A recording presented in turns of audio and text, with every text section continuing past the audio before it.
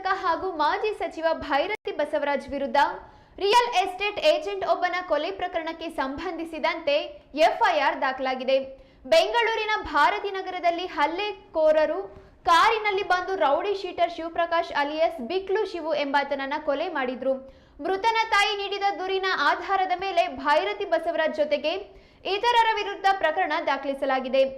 ಶಿವಪ್ರಕಾಶ್ ತಾಯಿ ವಿಜಯಲಕ್ಷ್ಮಿ ನೀಡಿದ ದೂರಿನಲ್ಲಿ 8 ರಿಂದ 9 ಜನರು ತನ್ನ ಮಗನ ಮೇಲೆ ಕಬ್ಬಿಣದ ರಾಡ್ ಮತ್ತು ಮಚ್ಚಿನಿಂದ ಹಲ್ಲೆ ನಡೆಸುತ್ತಿರುವುದನ್ನು ನೋಡಿರುವುದಾಗಿ ಹೇಳಿದ್ದಾರೆ.